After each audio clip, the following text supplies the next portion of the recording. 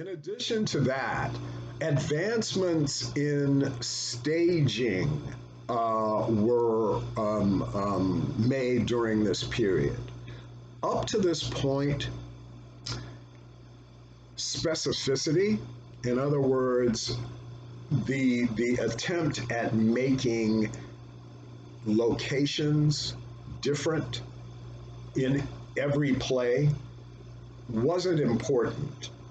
For example, if the action of the scene took place in a jail cell, one generic jail cell would suffice. That's all we needed to see.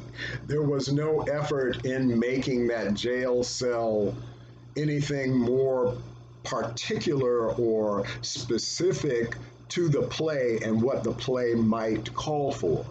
As we move into melodrama, that awareness kind of influenced scenic design. Another advancement came about with regard to lighting on stage. Up to this point, in theaters, the way they lit the stage was with gas powered chandeliers or lights. There was a way of controlling these lights that hung above the stage by raising and lowering the flow of gas to the instrument.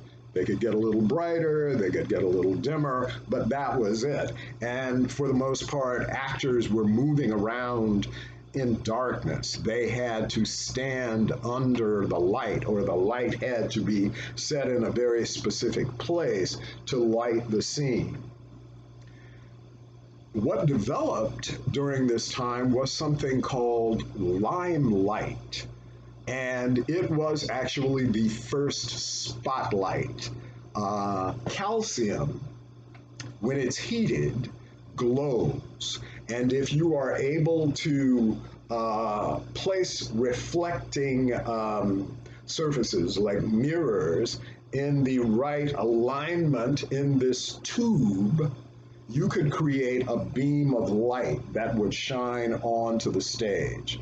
This was very exciting. Of course, within the next 50 years, we would have electricity, which would make a big change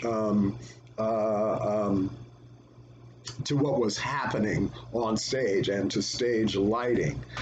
But these two advancements were the advancements in scenic design and lighting were very significant when we talk about this Romantic period and specifically melodrama in theater. Now, we talked about the Count of Monte Cristo. We have to talk about an Irish actor by the name of James O'Neill. James O'Neill bought the rights to the Count of Monte Cristo and made his career performing that character. He performed and toured the play throughout Europe and even in the US for almost 40 years. So he built his name and his reputation by performing this character. And what's interesting is that James O'Neill, for a period of time, was the highest paid actor in the world because of this work, his performing of the Count of Monte Cristo.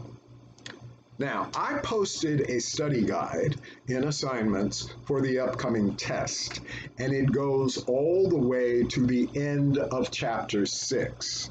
I am going to only test you. The test that we will take on Tuesday will only cover the material on the study guide through chapter 5 and questions 1 through 6 in chapter 6. The discussion of realism I will save for the next test. So just so you know, the material on the test, which I will go over in another lecture, is only going to be on what is on the study guide, the questions on the study guide that cover chapter 5, and in chapter 6, questions number 1 through 6. Okay, I'll stress that again, and I will also be posting review lectures of all of the questions on the study guide later today, and tomorrow in class, our focus will be on reviewing the study guide for the test on Tuesday. Okay, look forward to for more lectures today, and email me with any questions. Thank you.